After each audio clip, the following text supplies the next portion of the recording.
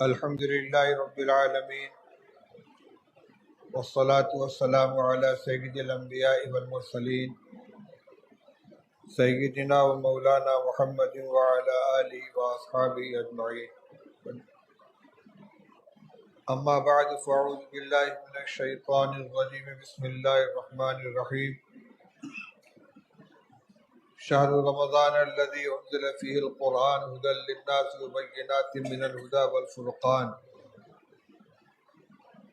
وقال النبی صلی اللہ علیہ وسلم تعاہدوا ھذا القرآن فإنہ اشد تفصیا من صدور الرجال من الإبل فی عقلها، او کما قال صلی اللہ علیہ وسلم۔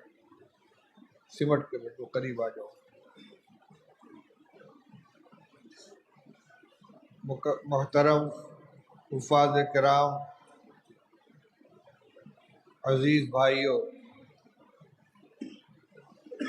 آج کا یہ اجتماع معمول کے مطابق رمضان مبارک کے شروع ہونے سے پہلے حفاظ کرام کو کچھ ہدایات دینے کے لیے اور یاد دہانی کرانے کے لیے منعقد کیا گیا ہے۔ رمضان مبارک کے مہینے کو قرآن پاک کے ساتھ اور قرآن پاک کو رمضان مبارک کے ساتھ خاص مناسبت حاصل ہے۔ اللہ جل شانہ نے قرآن پاک کے اندر رمضان مبارک کی عظمت کو بیان کرنے کے لیے اور رمضان کا تعارف کرانے کے لیے قرآن پاک کا حوالہ دیا، اور قرآن پاک کی عظمت کو بتانے کے لیے رمضان مبارک کا حوالہ دیا۔ چنانچہ فرمایا شہر رمضان الذی انزل فیہ القرآن، رمضان کا مہینہ وہ مہینہ ہے جس میں قرآن نازل کیا گیا۔ اس سے رمضان کے مہینے کی عظمت معلوم ہوتی ہے کہ قرآن جیسی عظیم الشان کتاب نازل کرنے کے لیے اللہ جل شانہ نے اس مہینے کا انتخاب فرمایا۔ دوسری طرف فرمایا انا انزلناہ فی لیلۃ القدر، ہم نے قرآن کو شب قدر میں نازل کیا، یعنی شب قدر کی عظمت کو بیان کرنے کے لیے یہ حوالہ دیا گیا کہ اس رات کا اللہ تعالیٰ نے قرآن نازل فرمانے کے لیے انتخاب کیا۔ یہی وجہ ہے کہ رمضان مبارک میں خاص عبادت قرآن پاک کے تعلق سے مشروع قرار دی گئی، جس کو نماز تراویح کہتے ہیں، جس میں 2 سنتوں کی ادائیگی کی جاتی ہے۔ ایک 20 رکعت تراویح با جماعت ادا کرنا، اور دوسرے تراویح کے اندر 1 مرتبہ مکمل قرآن پاک کی تلاوت کرنا۔ یہ 2 مستقل سنتیں ہیں۔ پورے مہینے رمضان مبارک کا چاند ہو جانے سے لے کر عید کی چاند رات سے پہلے تک ہر رات میں 20 رکعت تراویح با جماعت ادا کرنا، یہ ایک مستقل سنت ہے۔ اور تراویح میں پورے قرآن پاک کا پڑھنا یا سننا یہ مستقل سنت ہے۔ ایک سنت کی ادائیگی سے دوسری سنت کی چھٹی نہیں ہو جاتی، اس لیے بہت سے لوگ جو چند روز میں قرآن پاک مکمل کر کے اپنے کو آزاد سمجھ لیتے ہیں، یہ غلط ہے۔ قرآن مکمل ہو گیا، ایک سنت ادا ہو گئی، لیکن پورے قرآن پاک کو پورے رمضان تراویح پڑھنے کی سنت بہرحال باقی ہے، چاہے حافظ ہو چاہے غیر حافظ ہو۔ قرآن پاک کے پڑھنے کی کچھ آداب ہیں۔ وَرَتِّلِ الْقُرْآنَ تَرْتِیلًا، قرآن پاک کو ٹھہر ٹھہر کر پڑھو۔ ہمارے ماحول میں الحمدللہ قرآن پاک کے پڑھنے پڑھانے کا جو معمول ہے، خاص طور سے جامعہ اسلامیہ میں حضرت حافظ عبدالرحیم صاحب رحمۃ اللہ علیہ کے دور سے، اور اب بھی وہی سلسلہ چل رہا ہے کہ نورانی قاعدہ پڑھا کر حفظ کا آغاز کرایا جاتا ہے اور قرآن یاد کرایا جاتا ہے تجوید کی رعایت کے ساتھ۔ پہلے یہ دو چیزیں الگ الگ ہوا کرتی تھیں. حفظ کا ایک عمل ہوتا تھا، جیسے تیسے قرآن پاک کو یاد کر لیا، اور قرأت مستقل ایک فن کے طور پر سیکھا جاتا تھا قرأت کو. لیکن اب ابتدا سے قرآن پاک کی تصحیح کی جاتی ہے. تو جس طرح سبق سناتے وقت اور یاد کرتے وقت قرآن پاک کو تجوید کی رعایت کے ساتھ ٹھہر ٹھہر کر پڑھتے ہیں، تراویح میں بھی اسی طرح ٹھہر ٹھہر کر پڑھنا چاہیے. رفتار تیز ہو لیکن حروف کی ادائیگی صحیح ہونی چاہیے. صفات لازمہ کا ضرور اہتمام کرنا چاہیے. غنہ وغیرہ اور مد وغیرہ کو ترک نہیں کرنا چاہیے. اسی طرح وقف کی جو آیتیں آتی ہیں جس میں کم سے کم ایک واو یا ایک یا کی ادائیگی ضروری ہے، عالمین، یعلمون، تعلمون، اس کو اس طرح پڑھ کے ختم کر دیں، یعلمون، تعلمون، عالمین، یعنی یہ یا کی ادائیگی نہیں ہوتی، واو کی ادائیگی نہیں ہوتی. اسی طرح جہاں الف کا مد ہے، قاف، اس طریقے سے مآب، تو ایک الف کی ادائیگی کم سے کم ضروری ہے. مد قصر، مد توسط، مد طول، 3 درجے ہیں. کم سے کم درجہ یہ ہے کہ جو مد لازم ہے یعنی ایک الف کی ادائیگی ضروری ہے. اگر اتنا نہیں کریں گے تو قرآن پاک ناقص رہے گا.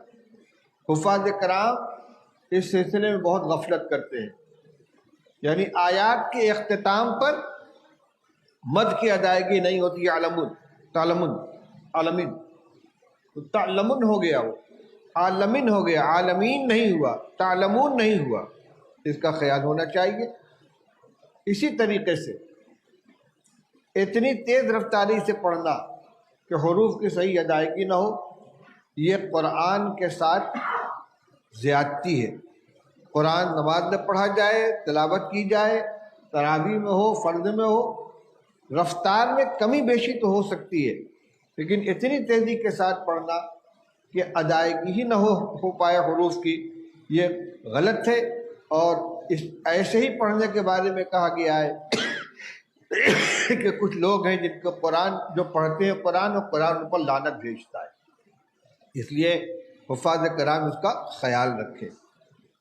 دوسری چیز یہ کہ قرآن پاک کو صرف رمضان المبارک کا مشغلہ نہ بنائے. اس وقت تو خیر رمضان المبارک ہے، قرآن کا دور اور قرآن کی تلاوت پورے سال اس طریقے سے ہونا چاہیے کہ رمضان المبارک کے لیے کوئی الگ سے اہتمام نہ کرنا پڑے. یکساں قرآن یاد رہنا چاہیے پورے سال. اور جو ہمارے پرانے حفاظ کرام ہیں یا تھے ان کا یہی حال تھا. بہت سے قصے، بہت سے واقعات سنے ہیں کہ حفظ کرنے کے بعد مدت تک تراویح پڑھانے کا موقع نہیں ملا، لیکن اچانک کھڑا کر دیا گیا تو پارہ کی پارہ پڑھتے چلے گئے، کہیں کوئی تشابہ تک نہیں لگا. ہم نے دیکھا حضرت مولانا قاری صدیق صاحب باندھوی رحمۃ اللہ علیہ بوڑھے ہو چکے تھے، کمزور تھے، بیمار رہتے تھے. دیوبند میں حضرت مفتی محمود صاحب نور اللہ مرقدہ کی خانقاہ میں آئے، اپنی تراویح ختم کر کے آئے تھے. ایک ساتھیوں نے طے کیا کہ آج حضرت سے تراویح پڑھوائی جائے گی، لیکن ان سے نہیں کہا گیا کہ آپ کو پڑھانے انکار کر دیتے، لیکن حافظ سے کہہ دیا کہ آج تراویح کے لیے آگے مت بڑھنا. چنانچہ عشاء کی نماز ہو گئی، سنت پڑھ لی گئی، اور تراویح پڑھانے کے لیے مصلی پہ کوئی نہیں گیا. مولانا بالکل پیچھے کھڑے تھے، وہ سنت پڑھ کر کھڑے ہوئے، کان تک ہاتھ اٹھا کے کھڑے ہوئے، اللہ اکبر کی آواز نہیں آ رہی ہے. کہ کیا بات ہے بھائی؟ حضرت تراویح آج آپ پڑھائیں گے. ارے بھائی بہت تھکا ہوا ہوں. نہیں حضرت پڑھا دیجیے، جتنی بشاشت ہو. مصلی پر آ گئے، پوچھتے کہاں سے پڑھنا ہے؟ نیت باندھنے سے پہلے نہیں معلوم ہے کہاں سے پڑھنا ہے، بتایا کہ فلاں پارے سے، اللہ اکبر. اور اس کے بعد کئی پارے مسلسل پڑھے چند رکعت میں. اس کے بعد کہا حبیب تو آ جا، صاحبزادوں کو بلا دیا، آگے انہوں نے پڑھ لیا. جبکہ مولانا صدیق صاحب وہ آدمی تھے کہ جن کو رات دن میں 1 منٹ کی فرصت نہیں ملتی تھی. تعویذ والے ہیں، دعا کرانے والے ہیں، مدرسے کے معاملات ہیں، لیکن قرآن پاک کا شغف تھا. میں نے ابھی قرآن پاک کی ایک آیت پڑھی تھی اور ایک حدیث پڑھی ہے. قرآن پاک کی تو وہی آیت تھی جس کا میں نے ترجمہ کیا کہ رمضان کا مہینہ وہ مہینہ ہے جس میں اللہ جل شانہ نے قرآن کو نازل فرمایا، اس میں قرآن نازل کیا گیا ہے۔ حدیث یہ کہ رسول اللہ صلی اللہ علیہ وسلم نے ارشاد فرمایا کہ قرآن کی نگرانی کرتے رہا کرو، دیکھ ریکھ کرتے رہو، خبر لیتے رہو، کیونکہ یہ قرآن سینوں سے اس سے زیادہ تیزی کے ساتھ نکل جاتا ہے جتنی تیزی سے قرآن جو جانور اپنی رسی چھڑا کے بھاگ جاتا ہے۔ جانور باندھ دو، کوشش میں رہ گئے کسی طرح رسی چھوٹے میں بھاگو، اس سے زیادہ تیزی سے قرآن سینے سے نکل جاتا ہے۔ اس لیے نگرانی کرتے رہو، اگر مطمئن ہو کر بیٹھ جاؤ گے قرآن سینے سے نکل جائے گا۔ کیوں؟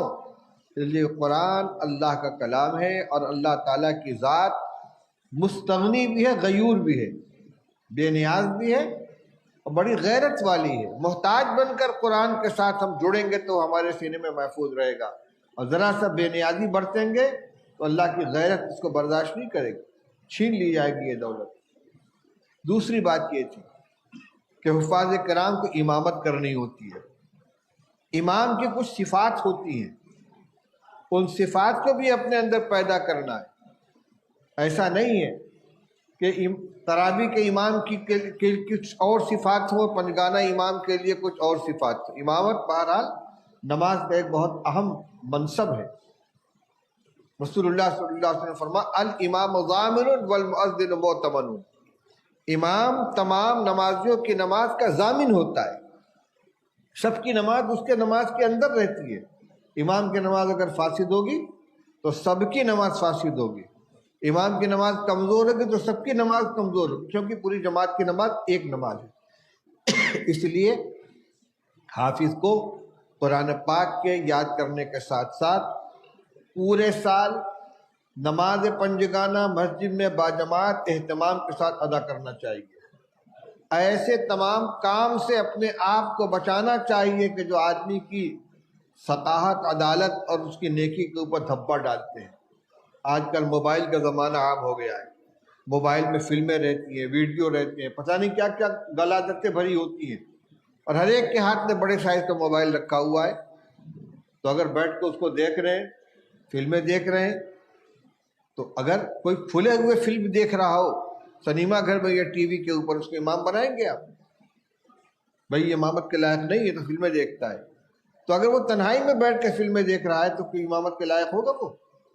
یہ اس کو کوئی نہیں جانتا، لیکن وہ خود تو جانتا ہے۔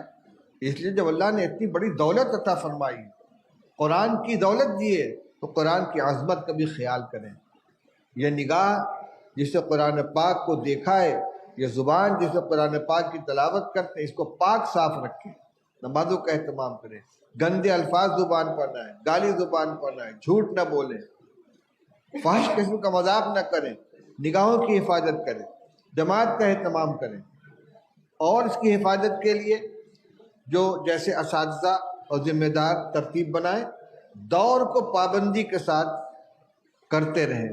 تراویح اپنی مکمل ہونے کے پہلے بھی اور تراویح مکمل ہونے کے بعد بھی دور کا اہتمام ہونا چاہیے۔ جیسی جوڑی بنا دی جائے اس کے اعتبار سے، اور کوئی عذر نہیں ہونا چاہیے اس کے اندر۔ ایک تو خود اپنا قرآن محفوظ ہوگا، مضبوط ہوگا، دوسرے جس ساتھی کے ساتھ جوڑ کریں گے اس کے معاون بنے گے، اس کے مددگار بنے گے۔ اس میں کسی طرح کی سستی اور ڈھیل نہیں ہونی چاہیے۔ رمضان شریف میں نے کہا امامت کی ذمہ داری بھی ہے اور حافظ ہونے کی بھی ذمہ داری ہے، اس لیے پانچوں وقت کی نماز فجر سمیت باجماعت مسجد کے اندر ادا کرنا چاہیے۔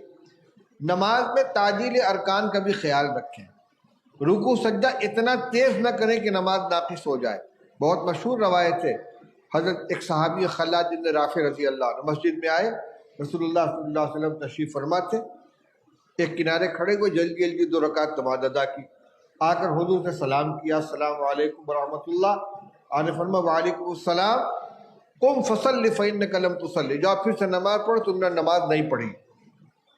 تو پھر گئے، پھر انہوں نے اسی طرح نماز پڑھی، پھر آ کر سلام کیا، پھر آپ نے جواب دیا، پھر فرمایا قم فصلی فإنک لم تصلی، جاؤ پھر سے نماز پڑھو، نماز نہیں پڑھی تم نے۔ انہوں نے کہا یا رسول اللہ میں تو ایسے ہی جانتا ہوں۔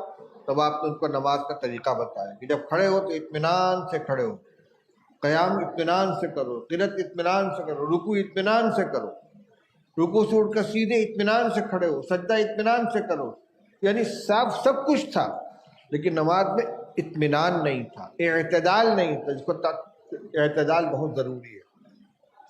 نماز تراویح ہو یا پنجگانہ نماز ہو، چاہے سنت ہو چاہے نفل ہو، اتنا اعتدال ضروری ہے کہ جس سے نماز صحیح ہو جائے۔ تہجد وغیرہ کی نماز ہوتی ہے، آدمی لمبے لمبے قیام کرتا ہے، لمبا رکوع سجدہ کرتا ہے، تراویح میں اتنا لمبا نہیں کر سکتا، لیکن کم سے کم رکوع کے اندر اطمینان سے 3 مرتبہ سبحان ربی العظیم اور سجدے میں 3 مرتبہ سبحان ربی الاعلیٰ پورا ہو جانا چاہیے۔ اسی طرح التحیات کے اندر بھی پورا ہونا چاہیے، التحیات درود شریف پورا ہو، چاہے دعا لمبی نہ پڑھ کر مختصر پڑھ لیں، اگر ربنا آتنا فی الدنیا حسنۃ وفی الآخرۃ حسنۃ وقنا عذاب النار بھی پڑھ لیں گے، رب اغفر وارحم وانت خیر الراحمین بھی پڑھ لیں گے، رب اجعلنی مقیم الصلاۃ پڑھ لیں گے، اللہم انی ظلمت نفسی پڑھ لیں گے۔ درود شریف کے بعد کی دعا میں بڑی گنجائش ہے، لیکن کوئی نہ کوئی دعا ہونی چاہیے۔ اسی طرح عام طور پہ حفاظ دعائے ثنا چھوڑ دیتے ہیں، اللہ اکبر الحمدللہ رب العالمین، سب ملا کر 10 ترویحیں میں اگر ایک منٹ بھی لگے گا تو 10 منٹ کا اضافہ ہوگا۔ اس کے بعد کیا کرنا ہے؟ سونا ہی تو ہے، آرام ہی تو کرنا ہے۔ اللہ کے سامنے کھڑے نماز پڑھنے کے لیے تو نماز کی جو سنتیں ان کو تو ادا کرے۔ دعائے ثنا کا پڑھنا سنت ہے کہ نہیں ہے؟ ایک سنت چھوڑیں گے تو نماز میں نقص آئے گی کہ نہیں آئے گا؟ میں یہ نہیں کہتا کہ بہت اطمینان سے پڑھیں کہ نمازیوں کے لیے بوجھ ہو جائے، لیکن جو لازمی تعدیل ارکان ہے وہ ہونا چاہیے۔ 3 مرتبہ سبحان ربی العظیم رکوع میں ہو جائے، 3 مرتبہ سبحان ربی الاعلیٰ سجدے میں ہو جائے، رکوع سے اٹھے تو اتنا کھڑے ہو کہ بالکل سیدھے ہو جائے، پھر سجدے میں جائے، سجدے سے اٹھ کر اطمینان سے بیٹھے پھر دوسرے سجدے میں جائے۔ یہ چند چیزیں ہیں جو میں نے آپ کے سامنے بیان کی ہیں، میرے ذہن میں یہی باتیں تھیں۔